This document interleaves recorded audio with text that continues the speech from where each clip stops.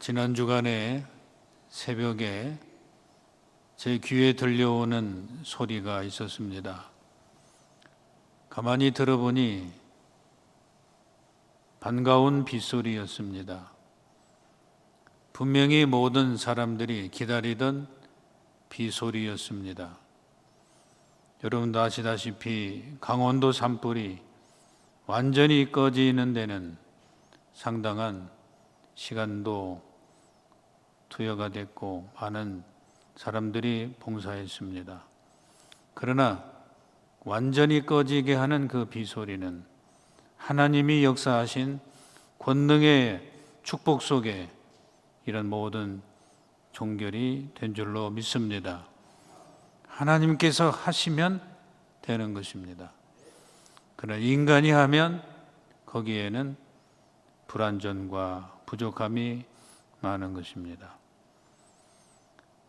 사람들이 살아가는 이 세상에 걷잡을 수 없이 일어나는 그런 산불 같은 재난, 바로 이러한 재난을 이길 수 있는 분은 과연 하나님 아버지심을 믿습니다. 모든 것을 다스리시고 비를 내리시는 그 하나님의 역사였고 하나님의 권능임을 뚜렷이 모든 역사에서 발견이 됩니다. 마치 하나님의 이 권능이 오늘도 우리 안에 있어서 우리들의 고통당하는 여러 가지 모든 소리들을 하나님께서 잠재워 주시고 또 종식시켜 주시는 그런 주의 권능을 우리 여전히 믿고 믿음 안에서 달려가는 또 우리들의 건강관리를 잘 감당하는 우리 모든 주의 종들이 되시기를 바랍니다. 언제인지 여집사님의 남편 성도께서 갑자기 심장마비로 숨을 거두셨습니다. 꽤 오래전 이야기입니다. 그래서 급히 서둘러 병원으로 빈소를 찾아갔습니다. 부인 집사님은 저를 보자 옷을 붙잡고 목사님, 저희 남편 살려주세요. 살려주세요. 하나님을 향해서 간곡하게 외치는 그런 소리로 지금도 생생히 남아 있습니다. 그렇습니다. 살고 죽는 것은 하나님에게 있습니다. 오늘도 우리들의 삶에서 이러한 삶의 소리를 주 앞에 들을 수 있는 우리 모두가 되시기를 바랍니다. 또 언젠가 새벽 기도에 헌금 봉투에 기도 제목이 쓰여 있었는데 보니 살려주세요.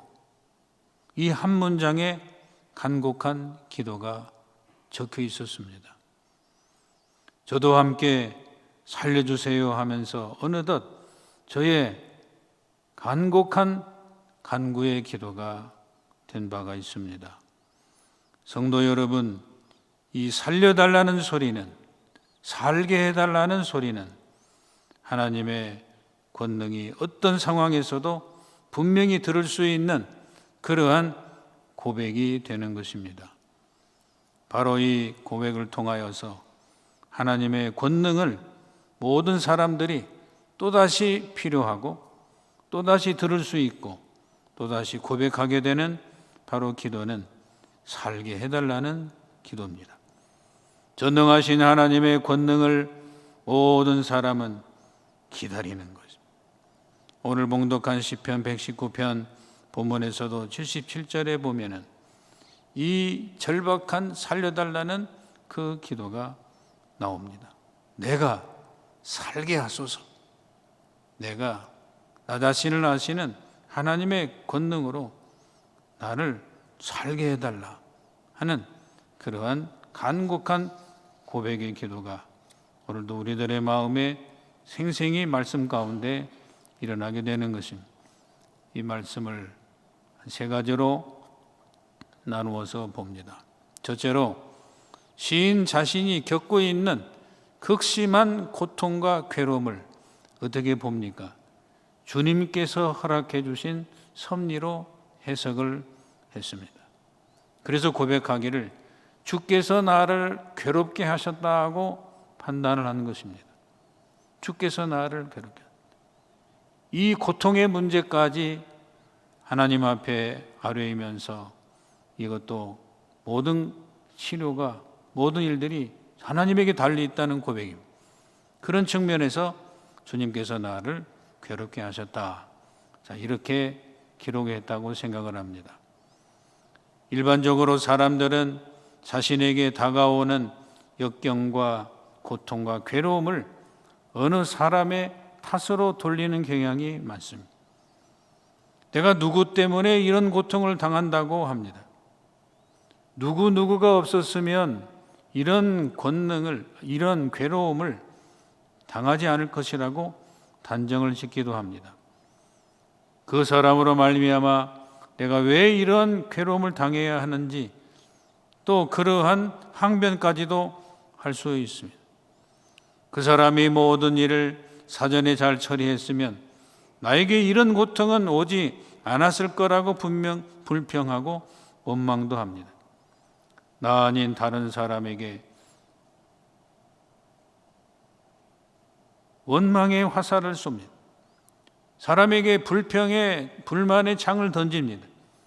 이 모습은 가정에서부터도 살펴볼 수가 있습니다. 왜 부모님은 내가 이러한 의로움에 괴로움에 빠지도록 그대로 놓아 두었느냐고 따지기도 할 수 있습니다.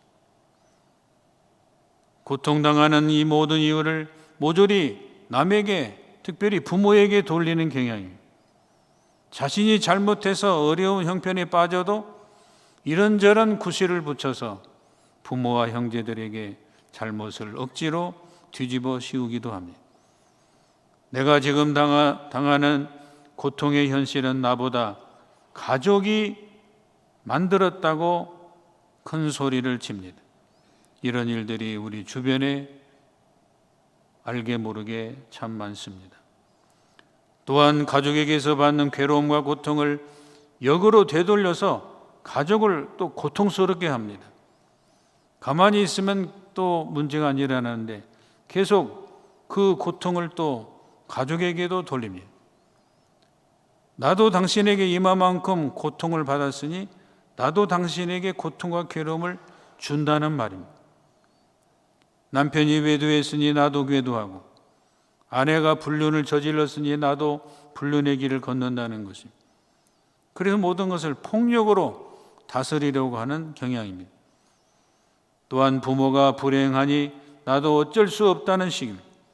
자녀가 피곤하게 하니 나도 유익을 줄 수가 없다는 식입니다. 이와 같이 우리 자신이 받는 괴로움과 고통을 다시 가족에게로 되돌리는 경우가 있는 것입니다. 여러분, 그뿐입니까? 이제는 자신의 괴로움과 고통을 사회 환경적인 요인에게서 비롯되었다고 앙심을 품고 증오의 칼을 갈고 복수의 날까지도 세워갑니다. 내가 겪고 있는 사회가 아름답다면 보다 행복했을 것이라고 투덜대기도 합니다. 좋은 환경에서 지냈다면 이런 괴로움 없었을 것이라고 말합니다. 그리고 그 사회가 부패되었으니 그 사회를 향해서 무분별한 행동과 악행까지도 저지르고 맙니다. 흉악한 세상과 사회가 나를 고통스럽게 하니 나도 사회를 괴롭힌다 하는 그런 논리에 빠져서 이웃과 많은 사람은 피해를 주고 괴로움의 감정을 화풀이하는 경향이 있습니다. 그런데 오늘 우리가 대하는 이 시편 119편 저자는 어떤 판단을 합니까? 자신이 당하는 괴로움과 고통은 저자 자신의 판단보다 하나님의 의로운 판단에서 생각해 보고 있는 것입니다. 하나님의 공의로운 그런 판단에서 생각해 보는 것입니다. 자신의 고통은 하나님으로부터 온 것이라고 생각을 합니다. 그리고 그 고통은 하나님께로부터 왔으니 하나님께서 해결해 가신다는 것입니다. 그러한 가운데서 우리들이 지은 죄를 발견하면서 하나님을 믿게 되어지는 것입니다. 그래서 만약 억울한 경우라면 그 모든 억울함을 반드시 하나님이 갚아주시고 선하게 나를 인도하시리라고 믿는 것입니다. 바로 이러한 신앙을 가지고 요셉은 형들로부터 받은 고통과 또한 이방에서 겪은 모든 외로움과 고독과 모든 것을 잘 감당하면서 요셉은 하나님 앞에서 하나님을 더욱 잘 믿는 믿음의 종으로 살게 되었던 것입니다. 모든 것을 하나님 앞에 맡기고 하나님이 해결하신다는 그러한 신앙을 가지고 우리들의 고통의 여러 문제들을 해결하는 것입니다. 여러분, 하나님께서 우리에게 모든 것을 아름답고 선하게 이루어 가실 것입니다. 모든 것이 합력하여 선을 이루실 승리의 하나님 앞에 오늘도 믿음의 발걸음을 옮겨가는 우리 모두가 되시기를 축원합니다. 그래서 하나님 앞에 살아가는 것, 다윗은 자신의 괴로움을 하나님 앞에 토하고 주님 앞에 다 맡겼습니다. 자기가 모든 것을 처리하지 않았습니다. 그렇게 될 때는 다윗은 망할 것이라고 하는 자신의 모든 신앙의 경험이 있었던 것입니다. 그런 가운데서 이 다윗은 하나님 앞에 감사하며 살고 고통을 이기고 승리해 갔던 것입니다. 이제 주님도 보세요. 온 인류의 고통과 괴로움의 모두를 하나님 앞에 다 맡겼습니다. 그리고 십자가의 고통을 지셨던 것입니다. 그리고 영광스러운 괴로움, 영광스러운 모든 것을 다 주님 앞에 하나님 앞에 맡기시면서 하나님께서 해결해 가시도록 이루어 가셨습니다. 그러므로 여러분, 주님에게서는 그 고통이 이제는 더 이상의 고통이 아니라 영광스러운 부활의 기쁨으로 변하게 되는 것입니다. 바로 이러한 신앙을 믿는 자가 복이 있는 신앙인 것입니다. 여러분, 모든 고통을 하나님께 맡기고 하나님께서 해결해 주시고 하나님께서 이루어 가실 때 하나님께서 모든 것을 승리하면서 살게 하시는 주님 때문에 우리 모두가 모든 일들이 결과적으로 잘 될 줄로 믿습니다. 둘째로, 우리를 괴롭게 하신 주님은 73절에 보면은 나를 만들고 세우시는 것을 봅니다. 여기서 이 만들다라는 말은 일반적인 그냥 창조를 의미합니다. 일반적인 창조.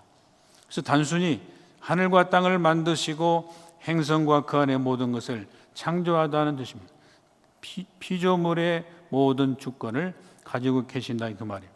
자, 그러한 것이 한 걸음 더 나아가서 세우신다는 표현을 주의 깊게 보면 이 말은 하나님이 자기 형상을 따라서 인간을 빚어가시는 것을 뜻합니다.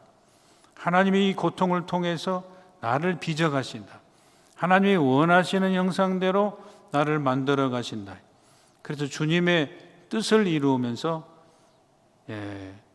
일생 우리가 빚진 사람으로서 살아갈 때에 놀라운 은혜를 우리가 경험하게 되는 것입니다. 이 말은 하나님이 자기 형상을 직접 하나님의 마음대로 하나님의 마음에 맞게끔 모든 것을 이루어 가심. 여러분들의 모든 어려움의 문제 하나님의 마음에 합한 대로 이루어 가셔서 하나님 앞에 더 건강한 모습으로 주께서 세워 가실 줄로 믿습니다. 하나님께서 함께 하실 때에 놀라운 일들을 이루어 가는 것입니다. 그렇다면은 지금 주님의 섭리 중에 고통당하고 있는, 괴로움당하고 있는 나의 모습을 하나님께서 더욱 온전히 만들어 가신다는 말이에요.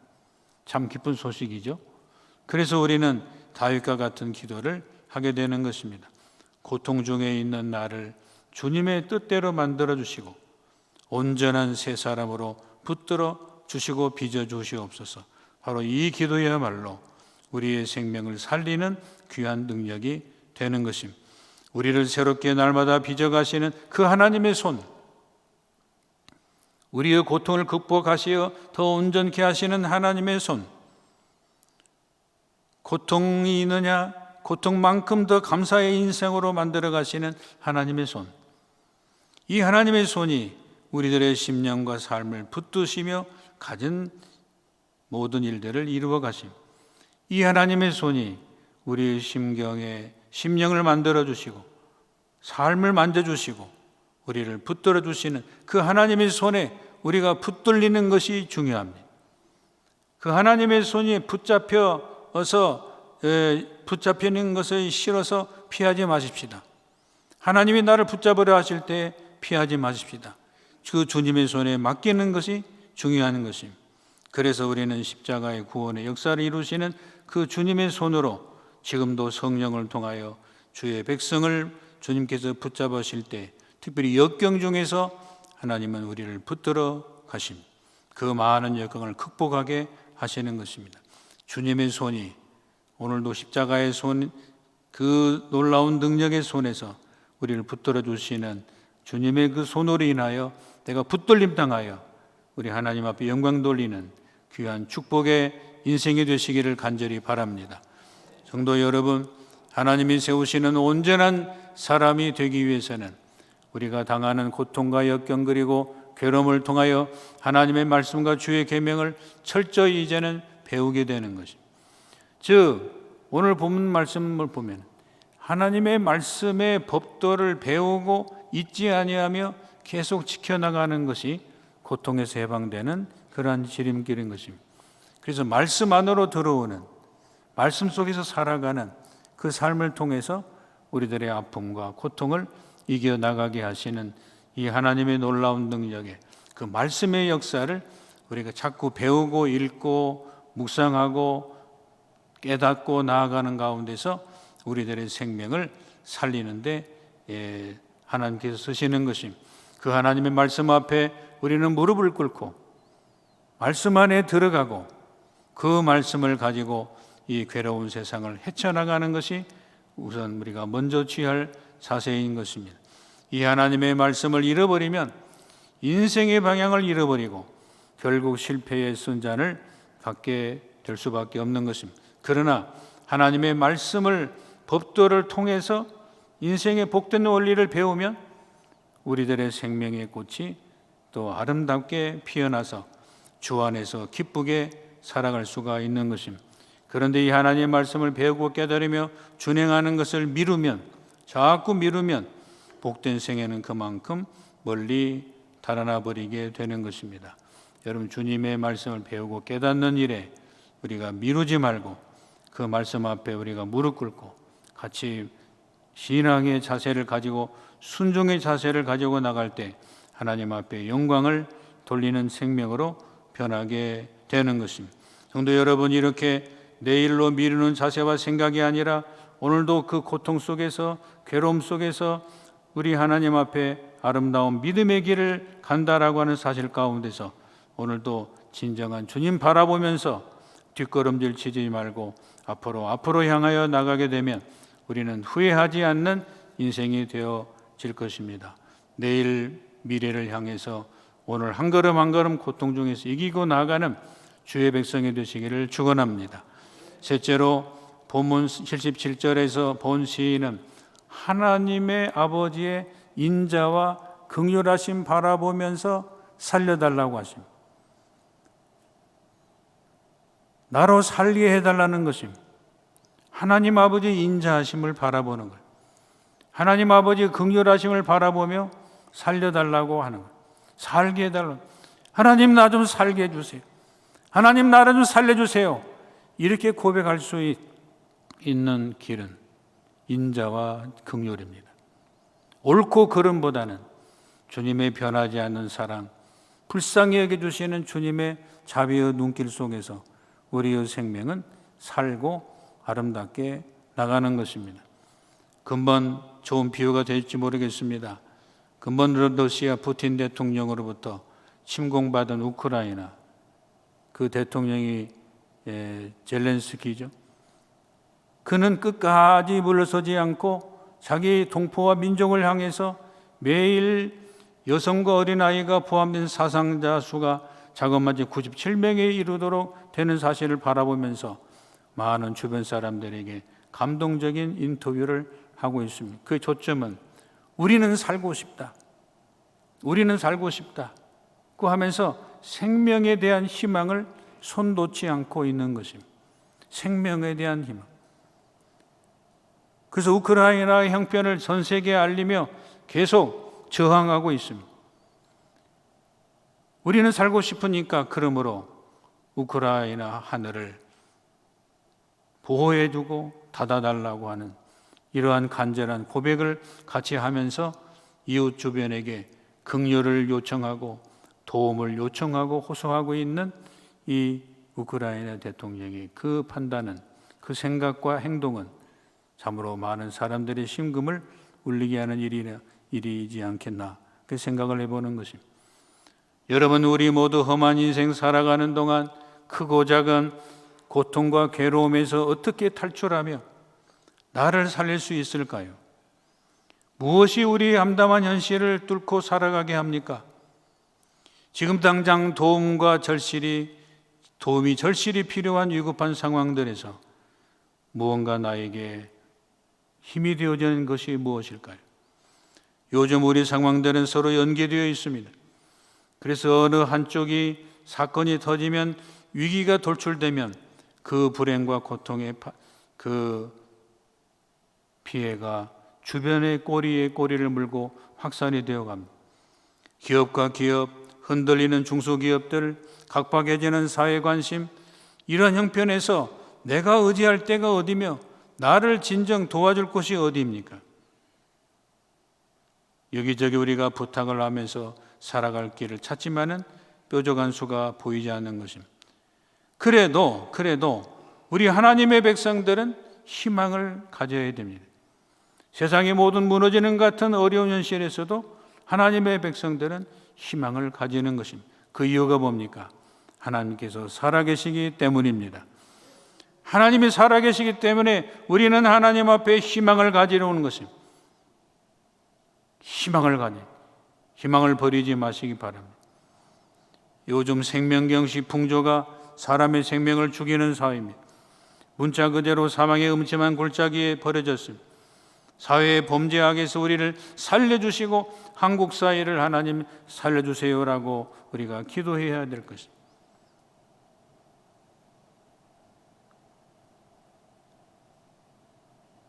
여러분, 산불의 방화도 사회 악 중의 하나라고 생각을 합니다. 마을에서 왕따를 당했다고 하면서 홀로 외롭게 살아가는 길을 잘못 빠져버린 것입니다. 그래서 자기중심적으로 빠졌습니다.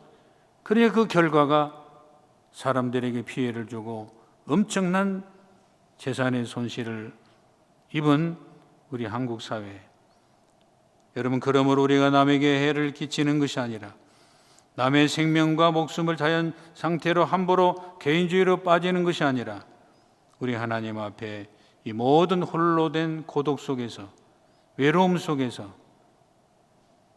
하나님 앞에 엎드려 살아가 서로 이해해주고 붙들어주고 세워주는 그러한 우리 민족이 될 때에 우리는 세상을 넉넉히 이겨갈 수가 있는 것입니다. 육신의 질고, 전염병, 많은 사람들을 고통스럽게 합니다. 의술이 아무리 발달되어도 육신의 질고가 더 심해지는 이유가 무엇입니까? 현대 문명이 더욱 복잡해지는 가운데서 많은 일어나는 스트레스로 인해서 사람들은 더욱 고통스럽고 괴로워지고 있는 것입니다. 여기에 환경오염이 가세가 되고 세상 모든 병마가 득실거리는 세상입니다. 여기저기 썩어져가고 죽어져가는 전염병들이 일어나 거기서 사람들이 외치는 것이 살려주세요, 살게 해주세요 하는 그러한 외마디 소리, 아우성 소리가 얼마나 많은지 모릅니다. 마음의 질병, 영혼의 질병, 더더욱 무서운 죄가 더해지고 있는 것입니다. 죄악된 곳의 스트레스, 고통스러운 주요 원인이 되고 있는 것입니다. 그만큼 여러 스트레스의 생활 속에서 우리들의 마음을 졸이며 애타게 두 손 모아 우리 하나님 앞에 기도해야 될 것. 하나님, 나 자신, 우리 민족, 우리 교회, 우리 가정을 하나님 살게 해 주옵소서, 살려주시옵소서라고 하나님 앞에 우리는 기도할 따름인 것입니다. 이렇게 기도를 하나님 앞에 아뢰 수 있는 그 하나님 아버지는 어떤 분이십니까? 우리가 부르짖고 애타하는 그 도움을 받아주실 하나님은 어떤 분이십니까?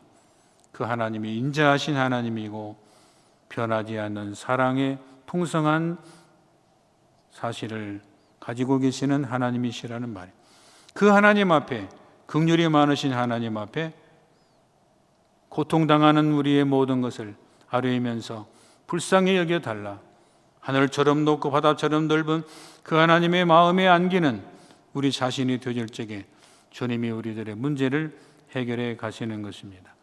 그 주님 앞에 오늘 우리들의 마음이 엎드러지고 그 주님의 가슴 속에 오늘도 우리의 자신을 이루어 가야 될 것입니다. 또 하나님의 그 따뜻한 사랑이 오늘도 여러분들 우리들의 마음 속에 함께하게 되어지기를 간절히 바랍니다. 오늘 본문 76절, 77절 읽고 마치겠습니다. 본문 76절, 77절 119편 76절, 77절 시작. 구하오니 주의 종에게 하신 말씀대로 주의 인자하심이 나의 위안이 되게 하시며 주의 긍휼이 여기심이 내게 임하사 내가 살게 하소서. 주의 법은 나의 즐거움이니이다. 아멘. 우리가 주님이 긍휼이 많으시고 변하지 않는 사랑 때문에 우리를 언제든지 받아주시는 이 주님의 긍휼과 인자하심 때문에 오늘도 우리의 생명은 살아날 줄로 믿습니다. 이 민족이 하나님 앞에 아름답게 될 것을 믿습니다. 우리들의 가정이 건강한 가정 될 수 있을 길을 믿습니다. 우리 하나님 앞에 영광을 돌리는 우리 모두가 되시기를 바랍니다. 말씀을 정리합니다. 주님께서 나를 괴롭게 하시는 때 고통으로 나 자신을 새롭게 만들고 계시는 그 하나님 앞에서 오늘도 우리의 생명은 새롭게 일어나야 될 것입니다. 주님께서 함께 하실 것입니다. 하나님의 말씀을 잘 지키고 순종하십시다. 온전한 사람이 되게 하시는 그 하나님의 손으로 우리를 빚어 가실 줄로 믿습니다. 주님의 인자와 긍휼이 나를 살게 하실 것입니다. 살펴주시는 그 하나님 때문에 오늘도 우리들의 생명은 하나님의 놀라운 역사 속에서 새로운 인생의 길을 열어가게 될 것입니다. 이 주님 앞에 오늘도 우리가 쓰임받는 축복의 종, 큰 사랑과 변하지 않는 사랑을 풍성히 받는 우리 모두가 되시기를 주의 이름으로 축원드립니다. 기도합니다.